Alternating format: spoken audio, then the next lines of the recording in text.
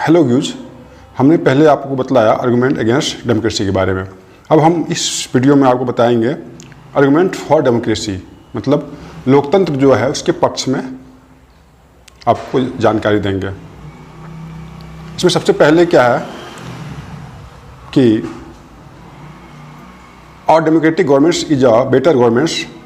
जो एक democratic government होती है या लोकतांत्रिक जो सरकार होती है वह एक अच्छी सरकार होती है। क्यों होती है? Because it is more accountable form of government, क्योंकि यह जो है सो बहुत ही अधिक जवाबदेही होती है जनता के प्रति।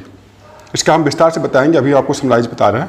दूसरा इसका विशेषता क्या है पक्ष में, democracy improve the quality of decision making. जो डेमोक्रेटिक कंट्री होती है या जो डेमोक्रेसी होती है, इसमें जो भी डिसीजन ली जाती है वह अच्छी क्वालिटी की होती है। क्यों? क्योंकि इसमें बहुत सारे लोग मिलकर डिसीजन लेते हैं, कंपेयर किंग के। किंग में एक ही व्यक्ति जो है सो कोई डिसीजन लेते हैं।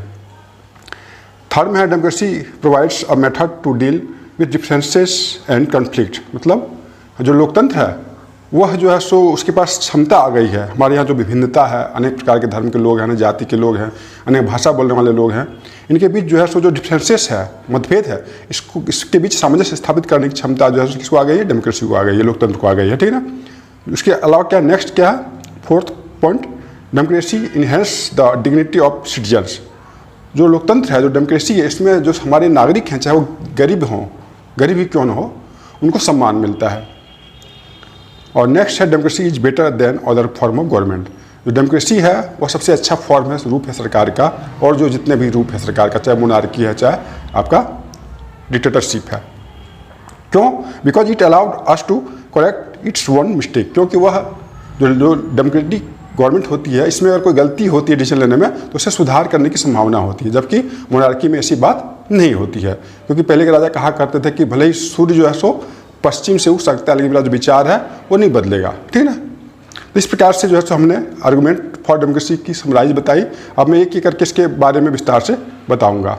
सबसे पहला जो पॉइंट है, ये democratic governments is better governments because it is a more accountable form of government. इसके बारे में विस्तार से बताऊंगा। ठीक है ना? मतलब जो लोकतंत्र है वह एक सबसे अच्छी सरकार का जो है सो क्या है, आपका अच्छी सरकार है। क्योंकि अच्छी सरकार है क्योंकि इसमें जनता के प्रति जो है सो हमारी सरकार जिम्मेदार होती है। तो पहला पॉइंट क्या है इसका, इसके बारे में विस्तार से मैं बताऊंगा आपको। The world's first famines occurred in China during 1958-61। China में 1958-61 के बीच में एक बहुत बड़ी अकाल पड़ी थी, है ना? In this famines 3 crore peoples died of hunger due to famine. इस अकाल में 3 करोड़ से अधिक लोग जो है सो क्या हो गए? मर गए भूख से, है ना? In those day the economic condition of India was not much better that China. लेकिन इन दिनों जो भारत थी, इसकी जो आर्थिक दशा थी वह चाइना से बहुत अधिक अच्छी नहीं थी। Still there was no famine in India like China. लेकिन इंडिया में इतने सारे लोग नहीं मरे। क्यों नहीं मरे? इसका क्या कारण था? थर्ड नंबर है, because there is no multi party system in China. क्यों? क्योंकि चाइना में मल्टी पार्टी सिस्टम नहीं है, वहाँ पे वन पार्टी सिस्टम है। नो अपोजिशन पार्टी, वहाँ को कोई विरोधी पार्टी नहीं है, अपोजिशन पार्टी नहीं है। No social media criticising the governments of China, और कोई भी वहाँ पर सोशल मीडिया वहाँ की सरकार की आलोचना नहीं कर सकती है। तो इसका मतलब क्या हुआ? जो चाइना गवर्नमेंट है उनको कोई डर ही नहीं है कि हम अगर हारेंगे चुनाव तो हैं जनता के पास क्या मुंह दिखाएंगे। उनको तो चुनाव जीतना ही जीतना, वहाँ पर तो एक ही पार्टी है, चुनाव का वहाँ सवाल नहीं उठता। इसलिए उनको कोई डर नहीं था, इसलिए उन्होंने जो है सो कोई प्रयास जनता के लिए नहीं किया, इसलिए वहाँ पर इतने सारे लोग मारे गए। अब भारत की बात करते हैं। भारत में क्यों लोग नहीं मरे उतने? क्योंकि यहाँ पे मल्टी पार्टी सिस्टम है। यहाँ एक से अधिक पार्टियाँ होती है, और जनता के पास ऑप्शन होता है कि अगर कोई अच्छा काम नहीं करता है तो सरकार जो है सो जो सरकार वर्तमान में है उसको जनता वोट नहीं देगी और वह हार जाएगी। इसी डर से यहाँ की सरकार ने जो है सो क्या किया, जनता के हित के लिए कार्य किया, और इसलिए यहाँ पे इतने सारे लोग नहीं मारे गए। ठीक है ना?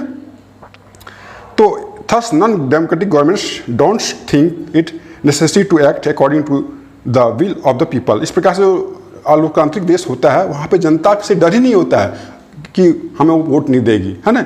इसलिए जो है सो उनको जनता से कोई डर नहीं होता। But in democratic governments it is compulsory that rulers pay immediate attention to the need of the common people. लेकिन जो देश लोकतांत्रिक है वहाँ पे सरकार जो है उनको जनता के हित का ध्यान रखना पड़ता है, क्योंकि अगर वो ध्यान नहीं रखेगी आम जनता का तो क्या होगा? शासक को जनता हटा देगी, ठीक है ना। तो इस प्रकार से हमने क्या देखा कि जो a democratic governments is the better governments, एक लोकतांत्रिक सरकार अच्छी सरकार क्यों होती है? Because it is the more accountable, क्योंकि अधिक उत्तरदायी होती है जनता के प्रति फॉर्म ऑफ गवर्नमेंट्स। तो इस प्रकार से जो है सो पहला पॉइंट हमने आपको बता दिया। अब दूसरा पॉइंट हमने आपको बताने जा रहे हैं। इसका दूसरा क्या है? आर्गूमेंट्स फॉर डेमोक्रेसी में, democracy provides a method to deal with differences and conflict. मतलब जो डेमोक्रेसी है इसमें जो यहाँ पे अनेक प्रकार के जो लोग हैं उनके जो अनेक प्रकार के विचार हैं उसके चलते जो आपस में झगड़ा होने की संभावना होती है, इस संभावना को जो है सो दूर करने में जो है हमारे लोकतंत्र जो है वो सक्षम हो गया है, ठीक है ना। तो अब देखिए यहाँ पे in India is a country of enormous diversity. जो भारत है यह एक ऐसा देश है जहाँ पे बहुत सारे प्रकार के लोग रहते हैं, पीपल ऑफ मेनी कास्ट। यहाँ पे बहुत सारे कास्ट के लोग रहते हैं, है ना। अपर कास्ट, लोअर कास्ट, अभी इतना ही कहेंगे। रिलीजन्स, अनेक प्रकार के धर्म के लोग रहते हैं, हिंदू, मुस्लिम, सिख, ईसाई।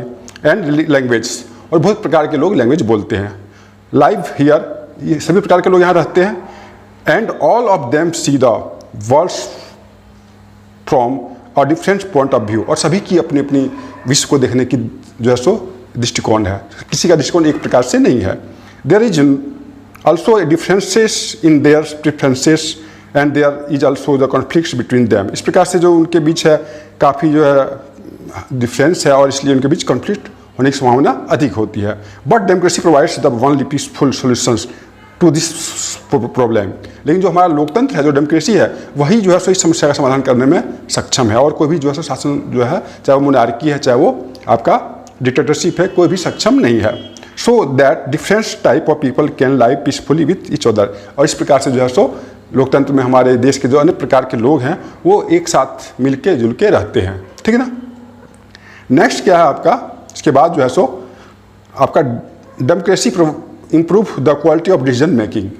जो डेमोक्रेसी है इसमें जो भी डिसीजन ली जाती है, डेमोक्रेसी में जो भी डिसीजन ली जाती है वह अच्छा क्वालिटी का होता है ना। वह जो है सो आपका क्या होता है, क्वालिटी अच्छी होती है। Whatever decisions are taken in ये democratic governments are the results to extensive और वास्ट डिस्कशंस एंड डिबेट्स। क्यों ऐसा होता है? क्योंकि डेमोक्रेसी में जो भी आपका डिसीजन लिया जाता है उसमें बहुत सारे लोग बैठते हैं, एक साथ इकट्ठा होकर बैठते हैं, उस पर डिस्कशन करते हैं, काफ़ी बार करते हैं, और फिर डिबेट भी होती है, तब जाके जो है सो वो डिसीजन लेते हैं। सेकंड क्या है? Because in democracy governments all the decisions taken by many peoples together. यहाँ पे क्या होता है, जो भी डिसीजन लेते हैं उसमें बहुत सारे लोग मिलकर डिसीजन लेते हैं। So the chance of mistake are very less, इसलिए जो है सो गलती होने की संभावना बहुत ही कम होती है।